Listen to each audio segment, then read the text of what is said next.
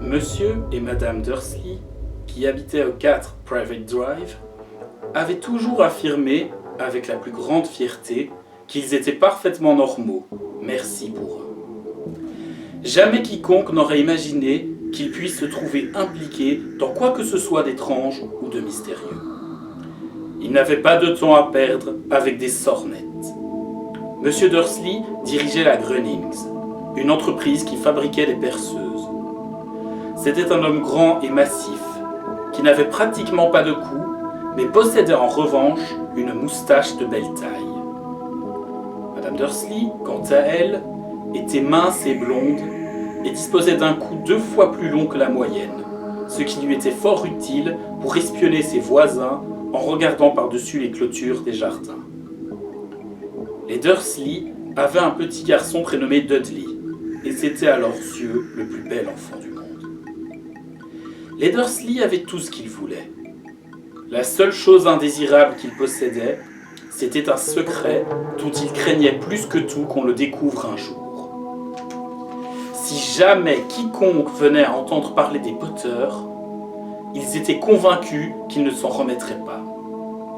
Madame Potter était la sœur de Madame Dursley, mais toutes deux ne s'étaient plus revues depuis des années. En fait, Madame Dursley faisait comme si elle était fille unique, car sa sœur et son bon à rien de mari étaient aussi éloignés que possible de tout ce qui faisait un Dursley. Les Dursley tremblaient d'épouvante à la pensée de ce que diraient les voisins si par malheur les Potter se montraient dans leur rue. Ils savaient que les Potter, eux aussi, avaient un petit garçon, mais ils ne l'avaient jamais vu. Son existence constituait une raison supplémentaire de tenir les Potter à distance. Il n'était pas question que le petit Dudley se mette à fréquenter un enfant comme celui-là. Lorsque Monsieur et Madame Dursley s'éveillèrent, au matin du mardi où commence cette histoire, il faisait gris et triste, et rien dans le ciel nuageux ne laissait prévoir que des choses étranges et mystérieuses allaient bientôt se produire dans tout le pays. Monsieur Dursley fredonnait un air en nouant sa cravate la plus sinistre pour aller travailler, et Madame Dursley racontait d'un ton badin les derniers potins du quartier en s'efforçant d'installer sur sa chaise de bébé le jeune Dudley qui braillait de toute la force de ses poumons. Aucun d'eux ne remarqua la grosse chouette Hulotte au plumage mordoré qui voleta devant la fenêtre. À 8h30, Monsieur Dursley prit son attaché-case, déposa un baiser sur la joue de Madame Dursley et essaya d'embrasser Dudley, mais sans succès, car celui-ci était en proie à une petite crise de colère et s'appliquait à jeter contre les murs de la pièce le contenu de son assiette de céréales. « Sacré petit bonhomme !» gloussa Monsieur Dursley en quittant la maison. Il monta dans sa voiture et recula le long de l'allée qui menait à sa maison. Ce fut au coin de la rue qu'il remarqua pour la première fois un détail insolite. Un chat qui lisait une carte routière. Pendant un instant, Monsieur Dursley ne comprit pas très bien ce qu'il venait de voir. Il tourna alors la tête pour regarder une deuxième fois. Il y avait bien un chat tigré assis au coin de Private Drive, mais pas la moindre trace de carte routière. Qu'est-ce qui avait bien pu lui passer par la tête ? Il avait dû se laisser abuser par un reflet de soleil sur le trottoir. Monsieur Dursley cligna des yeux et regarda fixement le chat. Celui-ci soutint son regard. Tandis qu'il tournait le coin de la rue et s'engageait sur la route, Monsieur Dursley continua d'observer le chat dans son rétroviseur. L'animal était en train de lire la plaque qui indiquait Private Drive. Mais non, voyons, il ne lisait pas, il regardait la plaque. Les chats sont incapables de lire des cartes ou des écriteaux. Monsieur Dursley se ressaisit et chassa le chat tigré de son esprit. Durant le trajet qui le menait vers la ville, il concentra ses pensées sur la grosse commande de perceuse qu'il espérait obtenir ce jour-là. Mais lorsqu'il parvint aux abords de la ville, quelque chose d'autre chassa les perceuses de sa tête. Assis au milieu des habituels embouteillages du matin, il fut bien forcé de remarquer la présence de plusieurs passants vêtus d'une étrange façon. Ils portaient des capes. Monsieur Dursley ne supportait pas les gens qui s'habillaient d'une manière extravagante. Les jeunes avaient parfois de ces accoutrements. Il pensa qu'il s'agissait d'une nouvelle mode particulièrement stupide. Il pianota sur le volant de sa voiture et son regard rencontra un groupe de ces olibrius qui se chuchotaient des choses à l'oreille d'un air surexcité. Monsieur Dursley s'irrita en voyant que 2 d'entre eux n'étaient pas jeunes du tout. Cet homme, là-bas, était sûrement plus âgé que lui, ce qui ne l'empêchait pas de porter une cape vert émeraude. Quelle impudence! Monsieur Dursley pensa alors qu'il devait y avoir une animation de rue. Ces gens étaient probablement là pour collecter de l'argent au profit d'une œuvre quelconque. Ce ne pouvait être que ça. La file des voitures se remit en mouvement et quelques minutes plus tard, Monsieur Dursley se rangea dans le parking de la Grunnings. Les perceuses avaient repris leur place dans ses pensées. Dans son bureau du 9e étage, Monsieur Dursley s'asseyait toujours dos à la fenêtre. S'il en avait été autrement, il aurait sans doute eu un peu plus de mal que d'habitude à se concentrer sur ses perceuses ce matin-là. Il ne vit pas les hiboux qui volaient à tire-d'aile en plein jour, mais en bas, dans la rue, les passants, eux, les voyaient bel et bien. Bouche bée. Ils pointaient le doigt vers le ciel, tandis que les rapaces filaient au-dessus de leur tête.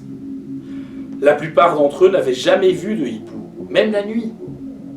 Monsieur Dursley, cependant, ne remarqua rien d'anormal, et aucun hibou ne vint troubler sa matinée. Il réprimanda vertement une demi-douzaine de ses employés, passa plusieurs coups de fil importants et poussa quelques hurlements supplémentaires. Il se sentit d'excellente humeur jusqu'à l'heure du déjeuner, où il songea qu'il serait bon de se dégourdir un peu les jambes. Il traversa alors la rue pour aller s'acheter quelque chose à manger chez le boulanger d'en face. Les passants vêtus de capes lui étaient complètement sortis de la tête, mais lorsqu'il en vit à nouveau quelques-uns à proximité de la boulangerie, il passa devant eux en leur lançant un regard courroucé. Il ignorait pourquoi, mais il le mettait mal à l'aise. Ceux-là aussi chuchotaient quelque chose d'un air surexcité, et il ne vit pas la moindre boîte destinée à récolter de l'argent. Quand il sortit de la boutique, avec un gros beignet enveloppé dans un sac, il entendit quelques mots de leur conversation. « Les Potter, c'est ça! C'est ce que j'ai entendu dire! Oui, leur fils Harry !» Monsieur Dursley s'immobilisa, envahi par une peur soudaine. Il tourna la tête vers les gens qui chuchotaient, comme s'il s'apprêtait à leur dire quelque chose, mais il se ravisa. Il traversa la rue en toute hâte, se dépêcha de remonter dans son bureau, ordonna d'un ton sec à sa secrétaire de ne pas le déranger, saisit son téléphone et avait presque fini de composer le numéro de sa maison lorsqu'il changea d'avis. Il reposa le combiné et se caressa la moustache. Il réfléchissait. Non, décidément, il était idiot. Potter n'était pas un nom si rare. On pouvait être sûr qu'un grand nombre de Potter avaient un fils prénommé Harry. Et quand il y repensait, il n'était même pas certain que son neveu se prénomme véritablement Harry. Il n'avait même jamais vu cet enfant. Après tout, il s'appelait peut-être Harvey ou Harold. Il était inutile d'inquiéter Madame Dursley pour si peu. Toute allusion à sa sœur la mettait dans un tel état, et il ne pouvait pas lui en vouloir. Si lui-même avait eu une sœur comme celle-là, mais enfin quand même, tous ces gens vêtus de capes. Cet après-midi-là, il lui fut beaucoup plus difficile de se concentrer sur ses perceuses. Et lorsqu'il quitta les bureaux à 5 heures, il était encore si préoccupé qu'il heurta quelqu'un juste devant la porte. « Navré !» grommela-t-il au vieil homme minuscule qu'il avait manqué de faire tomber. Il se passa quelques secondes avant que M. Dursley ne se rende compte que l'homme portait une cape violette. Le fait d'avoir presque été renversé ne semblait pas avoir affecté son humeur. Au contraire. Son visage se fendit d'un large sourire, tandis qu'il répondait d'une petite voix perçante qui attira le regard des passants. « Ne soyez pas navré, mon cher monsieur! Rien d'aujourd'hui ne saurait me mettre en colère. Réjouissez-vous, puisque vous savez qui a enfin disparu. Même les moldus, comme vous, devraient fêter cet heureux, très heureux jour.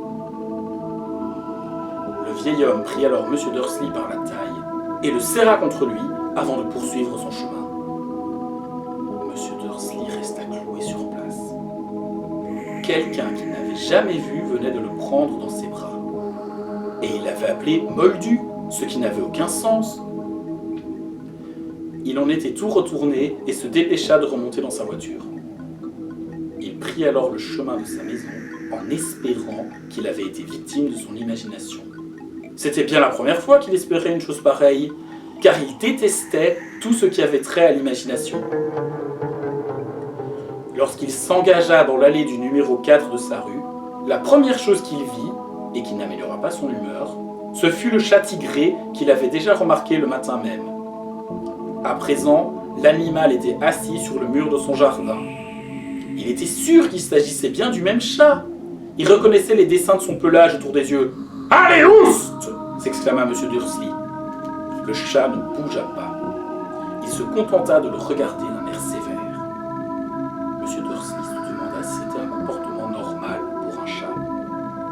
Essayant de reprendre contenance, il entra dans sa maison, toujours décidé à ne rien révéler à sa femme. Madame Dursley avait passé une journée agréable, mais parfaitement normale.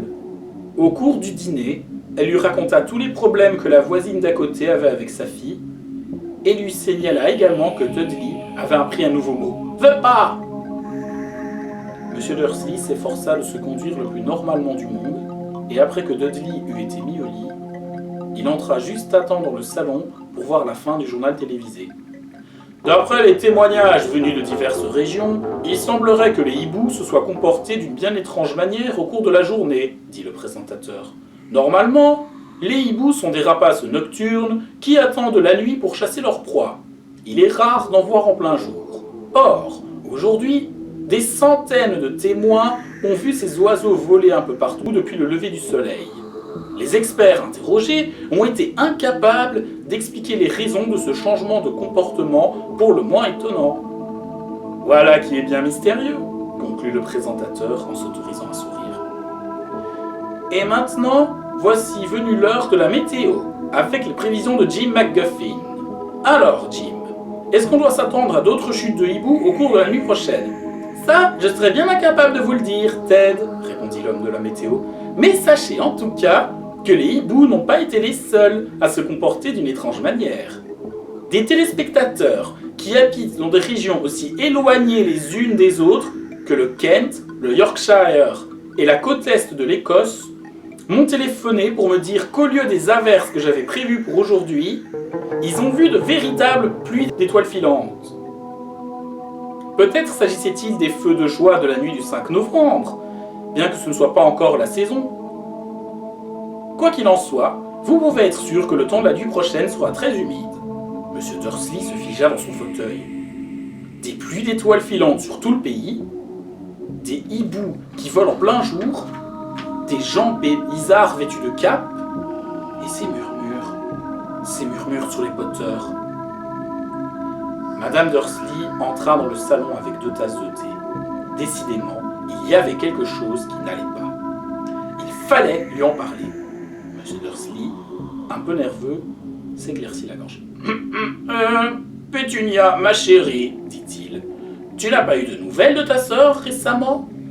Comme il s'y attendait, son épouse parut choquée et furieuse. Elle faisait toujours semblant de ne pas avoir de sœur. Non, répondit-elle sèchement. Pourquoi ? Ils ont dit un truc bizarre à la télé, grommela M. Dursley.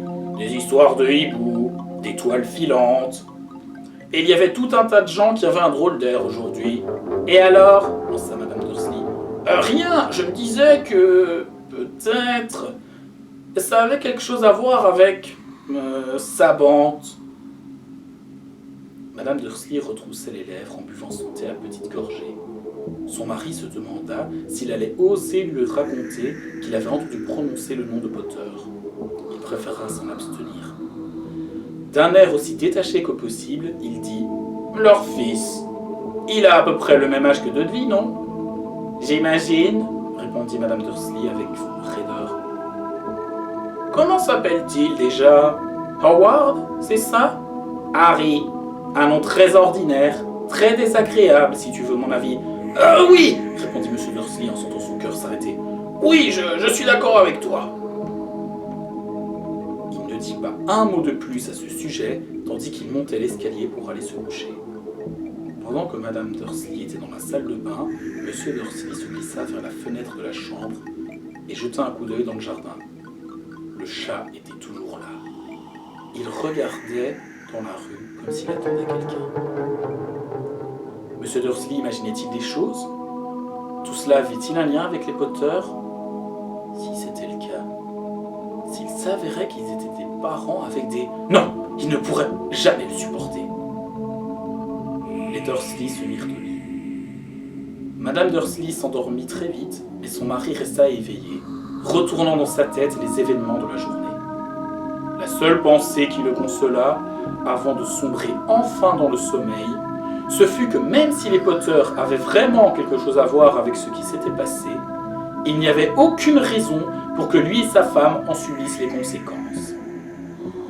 Les Potter savaient parfaitement ce que Pétunia et lui pensaient des gens de leur espèce, et ils ne voyaient pas comment tous deux pourraient être mêlés à ces histoires. Il bâilla et se retourna. Rien de tout cela ne pourrait les affecter. Et il avait grand tort de penser ainsi. Tandis que M. Dursley se laissa emporter dans un sommeil quelque peu agité, le chat sur le mur, lui, ne montrait aucun signe de somnolence. Il resta assis, immobile, comme une statue, fixant de ses yeux grands ouverts le coin de Private Drive. Il n'eut pas la moindre réaction lorsqu'une portière de voiture claqua dans la rue voisine, ni quand deux hiboux passèrent au-dessus de sa tête. Il était presque minuit quand il bougea enfin. Un homme apparut à l'angle de la rue que le chat avait observé pendant tout ce temps. Il apparut si soudainement et dans un tel silence qu'il semblait avoir jailli du sol. La queue du chat frémit, ses yeux se rétrécirent. On n'avait encore jamais vu dans Private Drive quelque chose qui ressemblât à cet homme. Il était grand, mince et très vieux, à en juger par la couleur argentée de ses cheveux et de sa barbe qui lui descendait jusqu'à la taille. Il était vêtu d'une longue robe, d'une cape violette qui balayait le sol et chaussé de bottes à hauts talons munies de boucles. Ses yeux bleus et brillants étincelaient derrière des lunettes en demi-lune, et son long nez crochu donnait l'impression d'avoir été cassé au moins 2 fois. Cet homme s'appelait Albus Dumbledore. Albus Dumbledore n'avait pas l'air de se rendre compte qu'il venait d'arriver dans une rue où tout en lui, depuis son nom jusqu'à ses bottes, ne pouvait être qu'indésirable. Il était occupé à chercher quelque chose dans sa longue cape, mais sembla s'apercevoir qu'il était observé, car il leva brusquement les yeux vers le chat, qui avait toujours le regard fixé sur lui à l'autre bout de la rue. Pour une raison quelconque, la vue du chat parut l'amuser. Il eut un petit rire et marmonna. « J'aurais dû m'en douter. » Il avait trouvé ce qu'il cherchait dans une poche intérieure. Apparemment, il s'agissait d'un briquet en argent. Il en releva le capuchon, le tendit au-dessus de sa tête et l'alluma. Le réverbère le plus proche s'éteignit alors avec un petit claquement. L'homme alluma à nouveau le briquet. Le réverbère suivant s'éteignit à son tour.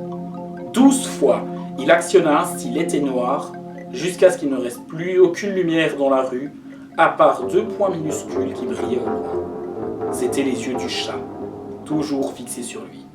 Quiconque aurait regardé par une fenêtre en cet instant, même Madame Dursley et ses petits yeux de fouine, aurait été incapable de voir le moindre détail de ce qui se passait dans la rue. Dumbledore rangea son éteignoir dans la poche de sa cape et marcha en direction du numéro 4. Lorsqu'il y fut parvenu, il s'assit sur le muret à côté du chat. Il ne lui accorda pas un regard, mais après un moment de silence, il lui parla. « C'est amusant de vous voir ici, professeur McGonagall, dit-il. » Il tourna la tête pour adresser un sourire au chat tigré, mais celui-ci avait disparu. Dumbledore souriait à présent à une femme d'allure sévère, avec des lunettes carrées qui avaient exactement la même forme que les motifs autour des yeux du chat. Elle aussi portait une cape d'un vert émeraude.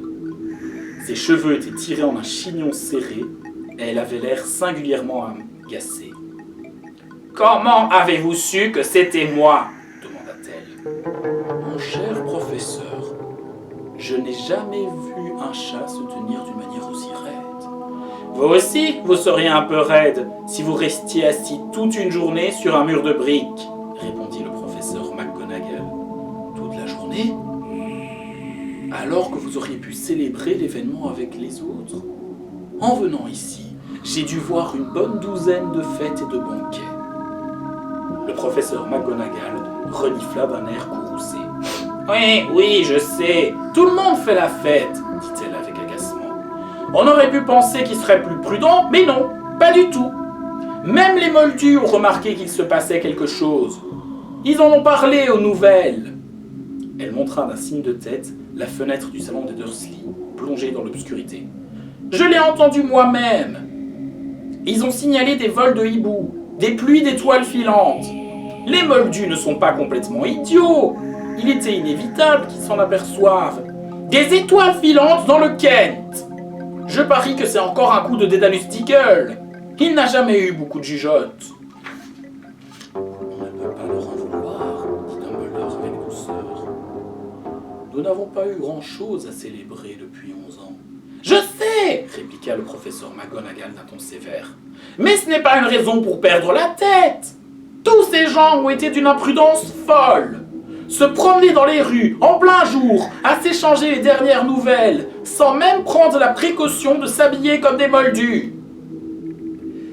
Elle lança un regard oblique et perçant à Dumbledore, comme si elle espérait qu'il allait dire quelque chose, mais il garda le silence. « Nous serions dans de beaux draps, reprit-elle alors, si le jour où vous savez qui semble enfin avoir disparu, les moldus s'apercevaient de notre existence. J'imagine qu'il a vraiment disparu. N'est-ce pas, Dumbledore ? Il semblerait qu'il en soit ainsi, en effet, assura-t-il. Et nous avons tout lieu de nous en féliciter. Que diriez-vous d'un esquimau au citron ? Un quoi ? Un esquimau au citron. C'est une friandise que fabriquent les moldus, et je dois dire que c'est plutôt bon. Merci, pas pour moi, répondit froidement le professeur McGonagall, qui semblait estimer que le moment n'était pas venu de manger des glaces au citron. Je vous disais donc que même si vous savez qui est vraiment parti, mon cher professeur, quelqu'un d'aussi raisonnable que vous ne devrait pas hésiter à prononcer son nom, ne croyez-vous pas ? Cette façon de dire tout le temps « vous savez qui » n'a aucun sens. Pendant 11 ans, j'ai essayé de convaincre les gens de l'appeler par son nom, Voldemort. Le professeur McGonagall fit une grimace, mais Dumbledore, qui avait sorti 2 esquimaux au citron, ne parut pas le remarquer. Si nous continuons à dire « vous savez qui », nous allons finir par créer la confusion. Je ne vois aucune raison d'avoir peur de prononcer le nom de Voldemort. « Je sais bien que vous n'en voyez pas », répliqua le professeur McGonagall, qui semblait moitié exaspérée, moitié admirative. « Mais vous êtes différent des autres. Tout le monde sait que vous êtes le seul à avoir jamais fait peur à vous savez qui, ou à Voldemort si vous y tenez. »« Vous me flattez, dit Dumbledore d'une voix tranquille. Voldemort dispose de pouvoirs que je n'ai jamais eus. C'est simplement parce que vous avez trop de... disons de noblesse pour en faire usage. Heureusement qu'il fait nuit. Je n'ai jamais autant rougi depuis le jour où Madame Pomme-Fraîche m'a dit qu'elle trouvait mes nouveaux cache-oreilles ravissants. » Le professeur McGonagall lança un regard perçant à Dumbledore. « Les hiboux, ce n'est rien comparé aux rumeurs qui circulent, déclara-t-elle. Vous savez ce que tout le monde dit sur les raisons de sa disparition ? Ce qui a fini par l'arrêter ?» Apparemment, le professeur McGonagall venait d'aborder le sujet qui lui tenait le plus à cœur, la véritable raison qu'il avait décidé à attendre toute la journée, assise sur un mur glacial. Car jamais un chat, ni une femme, n'avait fixé Dumbledore d'un regard aussi pénétrant que celui du professeur en cet instant. À l'évidence, elle n'avait pas l'intention de croire ce que tout le monde disait, tant que Dumbledore ne lui aurait pas confirmé qu'il s'agissait bien de la vérité. Dumbledore, cependant, était occupé à choisir un autre esquimau. et ne lui répondit pas. Ce qu'ils disent, poursuivit le professeur, c'est que Voldemort est venu hier soir à Godric's Hollow pour y chercher les Potter. D'après la rumeur, Lily et James Potter sont... Enfin, on dit qu'ils sont... morts. Dumbledore inclina la tête. Le professeur McGonagall avait du mal à reprendre sa respiration. Lily et James, je n'arrive pas à y croire. Je ne voulais pas l'admettre. Oh, Albus. Dumbledore tendit la main et lui tapotait l'épaule. Je sais, dit-il gravement. Mais ce n'est pas tout, reprit le professeur McGonagall d'une voix tremblante. On dit qu'il a essayé de tuer Harry, le fils des Potter. Mais il en a été incapable. Il n'a pas réussi à supprimer ce bambin. Personne ne sait pourquoi ni comment, mais tout le monde raconte que lorsqu'il a essayé de tuer Harry Potter sans y parvenir, le pouvoir de Voldemort s'est brisé, pour ainsi dire, et c'est pour ça qu'il a disparu. Dumbledore hocha la tête d'un air sombre. C'est vrai, bredouilla le professeur McGonagall. Après tout ce qu'il a fait, tous les gens qu'il a tués, il n'a pas réussi à tuer un petit garçon. C'est stupéfiant. Rien d'autre n'avait pu l'arrêter. Mais au nom du ciel, comment se fait-il que Harry ait pu survivre? On ne peut faire que des suppositions, répondit Dumbledore. On ne saura peut-être jamais. Le professeur McGonagall sortit un mouchoir en dentelle et s'essuya les yeux sous ses lunettes. Dumbledore inspira longuement en prenant dans sa poche une montre en or qu'il consulta. C'était une montre très étrange. Elle avait 12 aiguilles, mais pas de chiffres. À la place, il y avait de petites planètes qui tournaient au bord du cadran. Tout cela devait avoir un sens pour Dumbledore, car il remit la montre dans sa poche en disant « Hagrid est en retard. Au fait, j'imagine que c'est lui qui vous a dit que je serais ici. » Oui, admit le professeur McGonagall. Et je suppose que vous n'avez pas l'intention de me dire pour quelle raison vous êtes venu dans cet endroit précis. Je suis venu confier Harry à son oncle et à sa tante. C'est la seule famille qui lui reste désormais. Vous voulez dire?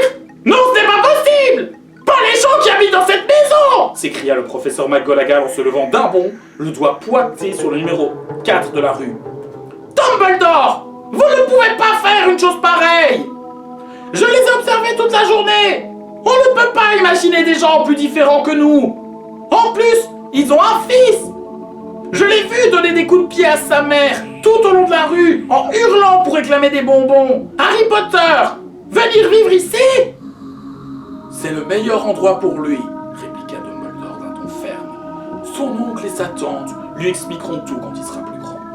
Je leur ai écrit une lettre. Une lettre? Répéta le professeur McGonagall d'une voix éteinte en se rasseyant sur le muret. Dumbledore, vous croyez vraiment qu'il est possible d'expliquer tout cela dans une lettre?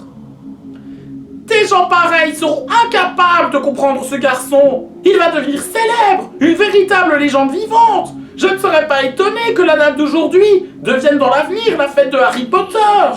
On écrira des livres sur lui. Tous les enfants de notre monde connaîtront son nom. C'est vrai, dit le professeur Dumbledore en le regardant d'un air très sérieux par-dessus ses lunettes en demi-lune. Il y aurait de quoi faire tourner la tête de n'importe quel enfant. Être célèbre avant même d'avoir appris à marcher et à parler. Célèbre pour quelque chose dont il ne sera même pas capable de se souvenir. Ne comprenez-vous pas qu'il vaut beaucoup mieux pour lui qu'il grandisse à l'écart de tout cela jusqu'à ce qu'il soit prêt à l'assumer? Le professeur McGonagall ouvrit la bouche. Elle parut changer d'avis, avala sa salive et répondit « Oui, oui bien sûr, vous avez raison. Mais comment cet enfant va-t-il arriver jusqu'ici, Dumbledore ?» Elle regarda soudain sa cape, comme si elle pensait que Harry était peut-être caché dessous. « C'est Hagrid qui doit l'amener, » dit Dumbledore. « Et vous pensez qu'il est sage de confier une tâche aussi importante à Hagrid ?»« Je confierai ma propre vie à Hagrid, » assura Dumbledore. « Je ne dis pas qu'il manque de cœur, » répondit le professeur McGonagall avec réticence. « Mais reconnaissez qu'il est passablement négligent. Il a tendance à... Qu'est-ce que c'est que ça ?» Un grondement sourd avait brisé le silence de la nuit. le bruit augmenta d'intensité tandis qu'il scrutait la rue des deux côtés pour essayer d'apercevoir la lueur d'un phare. Le grondement se transforma alors en pétarade au-dessus de leur tête. Ils levèrent alors les yeux et virent une énorme moto tomber du ciel et atterrir devant eux sur la chaussée. La moto était énorme, mais ce n'était rien comparé à l'homme qui était assis dessus. Il était à peu près 2 fois plus grand que la moyenne et au moins 5 fois plus large. Il était même tellement grand qu'on avait peine à le croire. On aurait dit un sauvage, avec ses longs cheveux noirs en broussailles, sa barbe qui cachait presque entièrement son visage, ses mains de la taille d'un couvercle de poubelle et ses pieds chaussés de bottes en cuir qui avaient l'air de bébés dauphins. L'homme tenait dans un tas de couvertures dans ses immenses bras musculeux. « Hagrid !» dit Dumbledore avec soulagement. « Vous voilà enfin. Où avez-vous déniché cette moto ?»« Et empruntée, professeur Dumbledore, monsieur !» répondit le géant en descendant avec précaution de la moto. « C'est le jeune Sirius Black qui me l'a prêté. Ça y est, j'ai réussi à vous l'amener, monsieur. »« Vous n'avez pas eu de problème ?»« Non, monsieur. La maison était presque entièrement détruite. Mais je me suis débrouillé pour le sortir de là avant que les moldus commencent à rappliquer. Il s'est endormi quand on a survolé Bristol. » Dumbledore et le professeur McGonagall se penchèrent sur le tas de couvertures. À l'intérieur, à peine visible, un bébé dormait profondément. Sur une touffe de cheveux d'un noir de jet, ils distinguèrent sur son front une étrange coupure en forme d'éclair. « C'est là que... » murmura le professeur McGonagall. « Oui, » répondit Dumbledore. « Il gardera cette cicatrice à tout jamais. »« Vous ne pourriez pas arranger ça, Dumbledore ?»« Même si je pouvais, je ne le ferais pas. Les cicatrices sont parfois utiles. Moi-même, j'en ai une au-dessus du genou gauche qui représente le plan exact du métro de Londres. Donnez-le-moi, Hagrid. Il est temps de faire ce qu'il faut. » Dumbledore prit Harry dans ses bras et se tourna vers la maison de Dursley. « Est-ce que je pourrais lui dire au revoir, monsieur ?» demanda Hagrid. Il pencha sa grosse tête hirsute vers Harry et lui donna un baiser qui devait être particulièrement piquant et râpeux. Puis soudain, Hagrid laissa échapper un long hurlement de chien blessé. « Chut !» siffla le professeur McGonagall. « Vous allez réveiller les moldus !»« Désolé !» sanglota Hagrid en sortant de sa poche un grand mouchoir à pois dans lequel il enfouit son visage. « Mais je n'arrive pas à m'y faire. Lily et James qui meurent, et ce pauvre petit Harry qui va aller vivre avec les moldus. Oui, je sais, c'est très triste, mais ressaisissez-vous, Hagrid, sinon nous allons nous faire repérer, chuchota le professeur McGonagall en tapotant doucement le bras de Hagrid, tandis que Dumbledore enjambait le mur du jardin et s'avançait vers l'entrée de la maison. Avec précaution, il déposa Harry devant la porte, sortit une lettre de sa cape, la glissa entre les couvertures, puis revint vers les deux autres. Pendant un long moment, tous trois restèrent immobiles, côte à côte, à contempler le petit tas de couvertures. Les épaules de Hagrid tremblèrent, le professeur McGonagall battit les paupières avec frénésie, et la lueur qui brillait habituellement dans le regard de Dumbledore sembla s'éteindre. « Eh ben voilà, » dit enfin Dumbledore, « il est inutile de rester ici. Autant rejoindre les autres pour faire la fête. »« Oui, » répondit Hagrid d'une voix étouffée. Je ferais mieux de faire disparaître cette moto. Bonne nuit, professeur McGonagall. Bonne nuit, professeur Dumbledore, monsieur. » Essuyant d'un revers de manche ses yeux ruisselants de larmes, Hagrid enfourcha la moto et mit le moteur en route. Dans un vrombissement, la moto s'éleva dans les airs et disparut dans la nuit. « À bientôt, j'imagine, professeur McGonagall, » dit Dumbledore avec un signe de tête. Pour toute réponse, le professeur McGonagall se moucha. Dumbledore fit volte-face et s'éloigna le long de la rue. Il s'arrêta au coin et reprit dans sa poche l'épée noire d'argent. Il l'actionna une seule fois et une douzaine de boules lumineuses regagnèrent aussitôt les réverbères. Private Drive fut soudain baigné d'une lumière orangée et Dumbledore distingua la silhouette d'un chat tigré qui tournait l'angle de la rue. Il aperçut également le tas de couverture devant la porte du numéro 4. « Bonne chance, Harry », murmura-t-il. Il se retourna et disparut dans un bruissement de cap. Une brise agitait les haies bien taillées de Private Drive. La rue était propre et silencieuse sous le ciel d'encre. Jamais on n'aurait imaginé que des événements extraordinaires puissent se dérouler dans un tel endroit. Harry Potter se retourna sous ses couvertures sans se réveiller. Sa petite main se referma sur la lettre posée à côté de lui et il continua de dormir sans savoir qu'il était déjà un être exceptionnel, sans savoir qu'il était déjà célèbre, sans savoir non plus que dans quelques heures, il serait réveillé par le cri de Madame Dursley qui ouvrirait la porte pour sortir les bouteilles de lait et que pendant des semaines, il serait piqué et pincé par son cousin Dudley. Il ne savait pas davantage qu'en ce moment même, des gens s'étaient rassemblés en secret dans tout le pays et qu'ils levaient leurs verres en murmurant « À la santé de Harry Potter, le survivant ».